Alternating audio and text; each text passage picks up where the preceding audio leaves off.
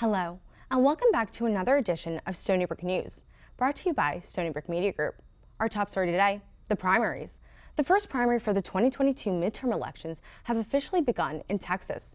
Republican Governor Greg Abbott won the Republican primaries with 66% of the votes. Abbott is looking to gain a third term in office and will now face Democratic primary runner Beto O'Rourke in the November 2022 Texas governor race. O'Rourke won his party's primary with 91% of the votes. It will be a hard journey for him as a Democratic governor has not been elected in over 30 years in the state of Texas. Greg Abbott claimed on Twitter that a red wave is coming for Texas. President Joe Biden gave his first ever State of the Union address to Congress this past Tuesday. As inflation is higher than it's ever been in 40 years, Biden acknowledges that American people are worried. To fight inflation, he claims the way is to lower costs, not wages, by making more in America and not relying on foreign supply chains. As Ukraine enters its first full week of Russian invasions, Biden condemns the actions of Russian President Vladimir Putin. In an effort to emphasize the fight between democracy and autocracy, Biden opened up his speech with "Freedom will always triumph over tyranny." For more on Ukraine, reporter Melanie Formosa has the latest. The Stony Brook Media Group is attempting to partner up and create a global news network to get the points of views of students all across the world. Today, we will be talking to Leia Lamar, a French student in a preparatory program for journalism. Leia, thank you for joining me. Yeah, you're welcome. Yesterday, Emmanuel Macron talked to Putin and said the worst is yet to come. What are the sentiments in France right now? Yeah, I heard on the news they spoke together. French people are a bit concerned, but not that much, since the war isn't now in our country. But I don't know, people still discuss about it. They're just not very worried. France must be concerned. I mean, it was involved in World War II. There's crisis going on. I'm sure the tensions are high. Yeah, I mean, the adults are worried, but I don't know if you went on Twitter or something like that, because the Gen Z, they're just making jokes about it. So they seem not to realize what's happening. So I don't know, some are concerned, some are not. Some said Emmanuel Macron should stay out of it. Some said he was right to just join the discussion with Putin. So it seems like people disagree with this. And I don't know, it's like 50-50. This war has had an impact on the global economy. What's that of France? Yeah, I heard about that, but we don't feel the consequences yet, so I can't tell you much about it. Well, Macron is the European ambassador to Putin, and how are you covering that as a student journalist? Yeah, for now we had like 3 hours class about it in my journalism school, in my school journalism. Yeah, I don't know. And we spoke about that, but we don't really keep we keep an eye on the actuality, like 24/7, because there's a lot happening, but we don't write about it for now, since we are just students. Well, we'll check back with you in the next couple of weeks and see how this all progresses. Thank you so much for your time, Leia. Yeah, you're welcome. Thank you. I'm sitting here with reporter Justin Mitzelmaker. Now, I know both of your parents were born in what is today Ukraine, so give us a little update to the human side of the story. SHERIN, a lot has happened since we first covered the war in Ukraine just last week. Recently, it was announced that over 1 million refugees have fled Ukraine in just 7 days. While the headlines subject these people to numbers, each individual fleeing their homeland has a story to tell. Yesterday, I was fortunate enough to speak with 2 refugees in the Russian language. The first, a mother whose husband had to stay behind due to Ukraine's martial law. Take a listen. Около 5 мы услышали у нас в Одессе взрывы. Один раз, потом второй раз подскочили, испугались, не поняли вообще, что происходит. И потом уже передали о том, что у нас ввели военное положение, и, по сути, началась война в Украине. Все, о чем я успела подумать, это то, что нужно брать дочку и срочно бежать, потому что, какие варианты. Оставаться там уже небезопасно, и как бы нужно было найти какой-то выход, чтобы как-то побыстрее оттуда уехать. Вот. Мы собрались буквально за каких-то минут, наверное, 20. Поэтому я с собой вообще ничего не взяла. Там какие вещи успела, схватила, и надо было убегать. Как ты это объяснишь своей дочке? Я ей сказала, что у нас война началась. А еще так сложились обстоятельства, что, получается, мы уехали, а на следующий день дочке исполнялось 5 лет. Вот, и у нее день рождения, у нас было все в Одессе заказано, праздник, все там аниматоры, она очень ждала, очень хотела, все гости. И тут получается так, что мы оказались здесь в этот день, и, ну, в общем, я успела схватить ее подарок из дома, который я ей подготовила, и как бы здесь подарила, и вот это весь праздник, который сложился. Ну, еще волонтеры, которые дали нам квартиру, они узнали, что у малышки день рождения, и принесли ей тортик. И это было очень мило, очень приятно, хоть как-то, чтобы ребенку была хоть какая-то радость. Я, конечно, ее поддерживаю, говорю, что мы обязательно вернемся домой, и все будет хорошо, но мы на самом-то деле сами не знаем, как оно будет, и будет ли вообще, и очень страшно, когда постоянно читаешь эти новости про взрывы, взрывы, взрывы, и в своем городе, и не в своем. Что ты хочешь, чтобы американцы знали про эту войну? Я хочу, чтобы вы знали, что мы ни в чем не виноваты, мы первые не нападали ни на кого. Нам хорошо живется в Украине, мы хотим спасти нашу страну, мы хотим, чтобы у нас все были живы, здоровы, и чтобы никогда не было войны.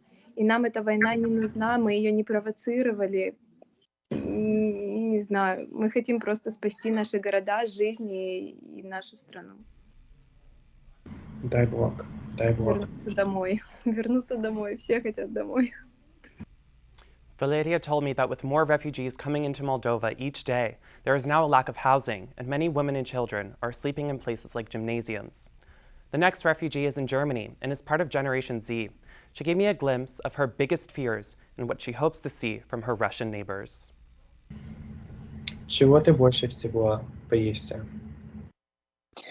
Больше всего я, наверное, боялась и боюсь, потому что я уезжала одна, вся моя семья осталась там. И мне было просто страшно из-за того, что я вот куда-то еду, а они все там, и я не буду... Ну, мне казалось, что мы как бы держим связь все время, но мне казалось, что я все равно не буду знать, что с ними, как с ними.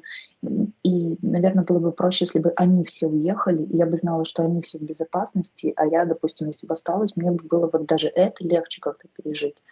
Но вроде как я уговорила их уехать, и они сейчас даже не будут переселять. Но все равно переживаю, потому что у меня там все равно остается бабушка и дедушка, потому что они очень пожилые уже, и им тяжело будет куда-то переехать.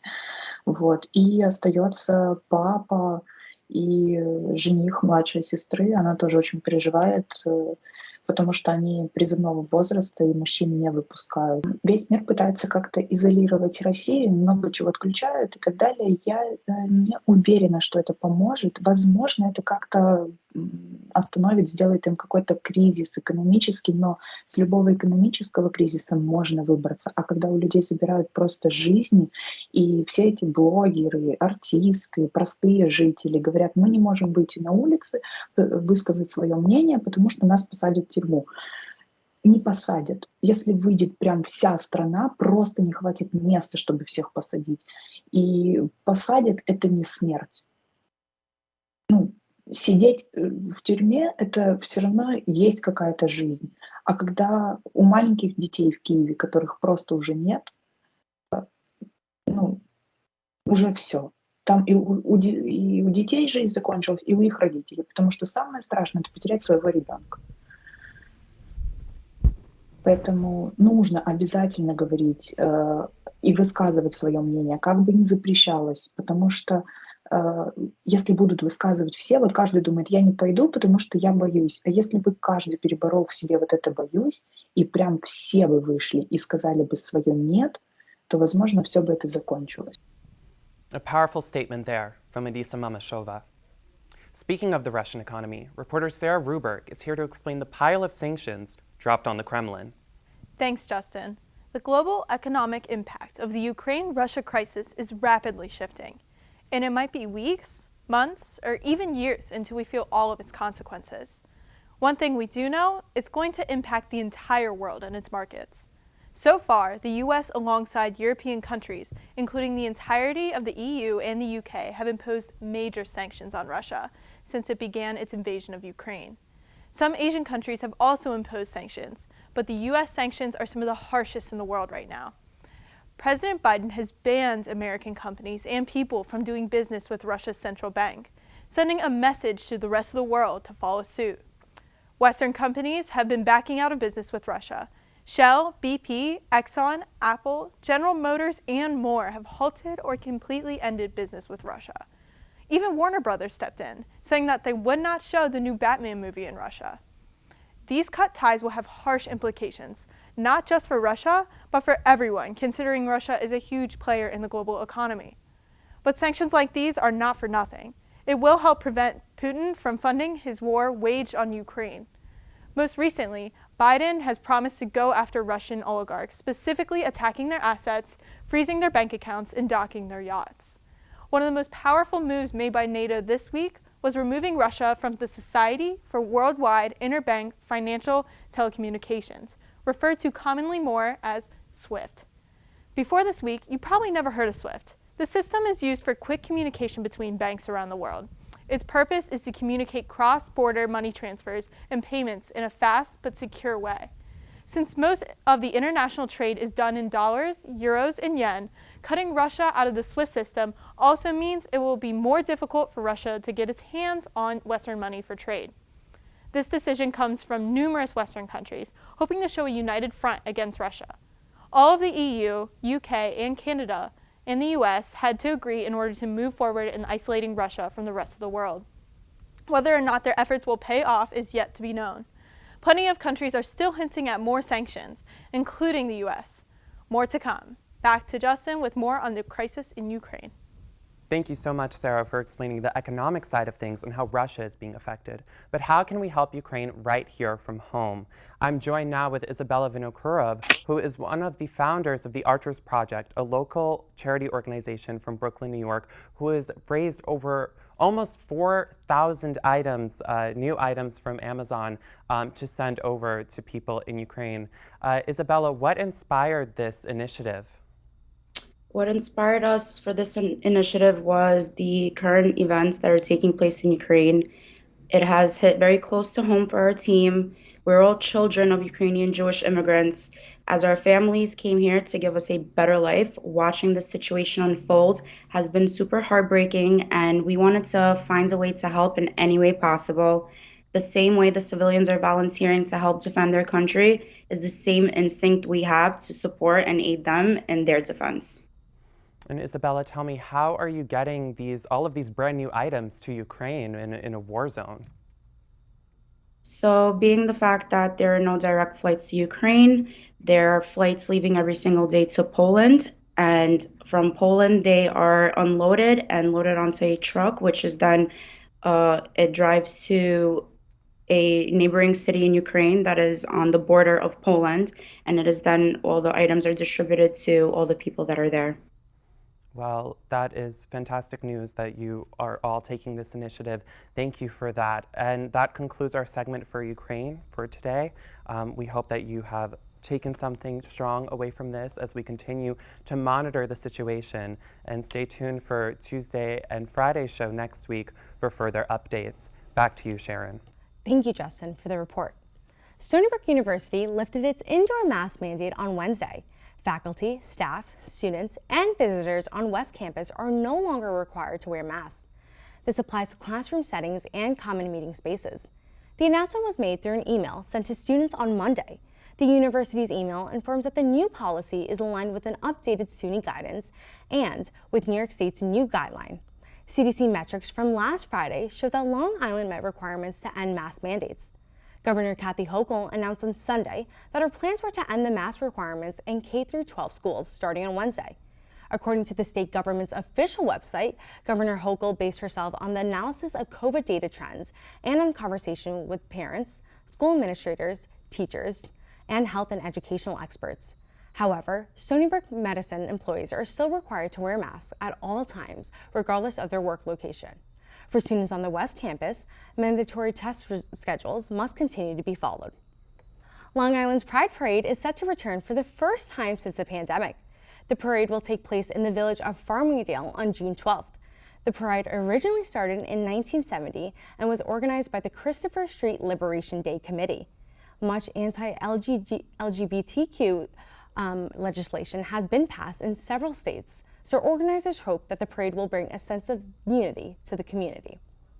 The Stony Brook chapter of the National Association for the Advancement of Colored People showed its pride for Stony Brook students by hosting their 2022 Image Awards this past Saturday.